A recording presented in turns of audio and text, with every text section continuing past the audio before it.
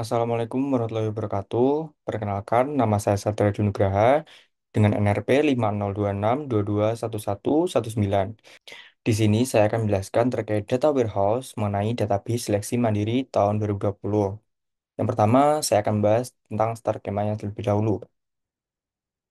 Nah, di sini dari start skema awal saya memiliki beberapa perubahan. Untuk yang start skema awalnya ada di sebelah kiri, lalu ada perubahan start skema baru menjadi start skema yang di sebelah kanan. Yang akan saya jelaskan berikut ini. Jadi yang pertama adanya penggantian dim satu seleksi jadi dim pilihan. Jadi mengapa saya ganti?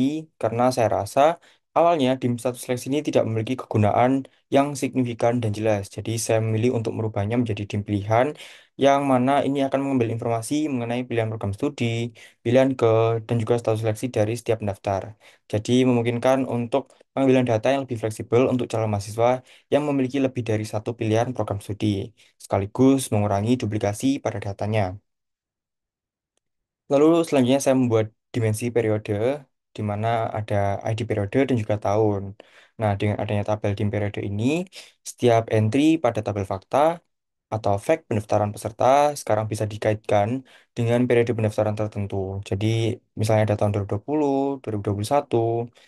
Dengan adanya seperti itu, dapat memudahkan analisis berdasarkan tahun atau periode seleksi tanpa harus mengulang data periode di setiap tabel yang lainnya.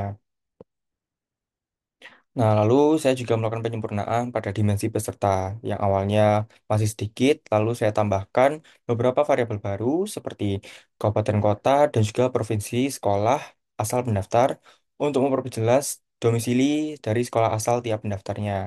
Lalu saya juga menambahkan ID periode untuk memperjelas periode dari seleksi mandiri yang dilaksanakan. Lalu saya juga menambahkan pendidikan dan juga penghasilan wali. Eh, saya tambahkan jika memang mungkin di pendaftaran periode berikutnya ada mahasiswa yang memang memiliki wali. Jadi dapat dimasukkan ke variabel pendidikan dan juga penghasilan wali. Lalu saya juga menyempurnakan tabel fakta yang telah saya buat sebelumnya dengan menggunakan atribut selalu seleksi secara langsung tanpa menggunakan ID-nya.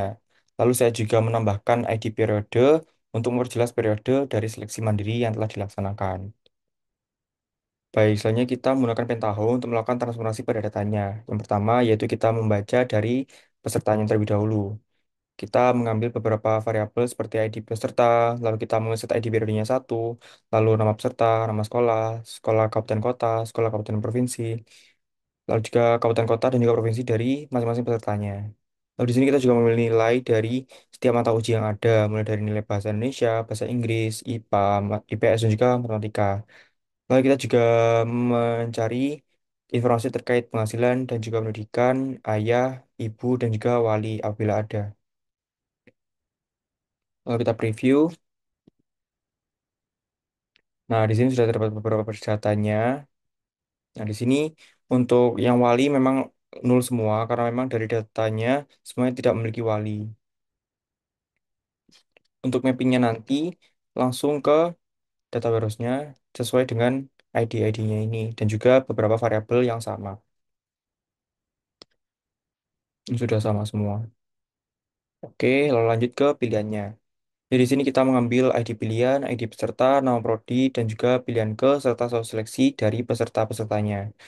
Nah, untuk datanya sendiri seperti ini previewnya. Nah, untuk mappingnya nanti seperti ini, kita juga menyesuaikan table field dan juga string fieldnya dari masing-masing database, dari database seleksi mandirinya dan juga data warehouse-nya. Ini sudah sama semua juga. Oke. Lalu prodinya juga sudah. Kita hanya mengambil ID prodi juga nama prodinya. Seperti ini. Di sini ada prodi ekonomi, fisika, dan lain-lain. Dan juga mapping dengan satu prodi, satu ID prodinya. Kita lihat untuk mappingnya sudah sama juga seharusnya. Nah, di sini sudah ID prodi, nama prodi sudah sama. Lalu yang terakhir ada pengambilan faktanya, yaitu kita mengambil ID peserta, ID prodi, lalu mengeset ID periodenya menjadi satu, lalu ID pilihan, dan juga sel seleksi. Lalu yang di bawah ini ada juga operasi untuk mengambil nilai dari 5 nilai mata uji yang sudah dilakukan oleh pesertanya. Kita preview. Nah, di sini ada beberapa baris data terkait nilai-nilai dan juga ID pesertanya. Nah, untuk mappingnya di data warehouse-nya sudah sama juga seharusnya.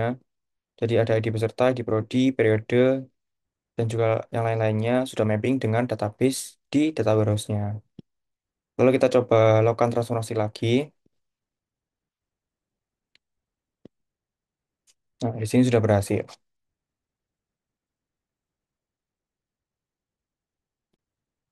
Nah, untuk dim periode sendiri, saya tidak melakukan transformasi data karena memang di database awalnya tidak ada periode. Jadi saya mengasumsikan bahwa seluruh data yang ada itu periodenya satu, yaitu tahun 2020. Jadi saya menambahkan secara manual di dim periodenya. Nah, di sini juga ada data-data yang lain seperti dim peserta. Kita coba lihat, sudah masuk. Lalu juga ada dim pilihan. Nah, datanya juga sudah masuk. Lalu ada dim prodi, sudah masuk juga. Dan juga pendaftaran peserta sudah masuk. Lalu saya juga membuat query untuk menampilkan berapa daftar peserta yang telah diterima di dalam suatu prodi tertentu. Nah, di sini ada kumpulan datanya menggunakan query select dari nama peserta, nama sekolah, kabupaten kota, provinsi, nilai akhir, nama prodi, dan juga tahun periode pendaftaran dari setiap pesertanya.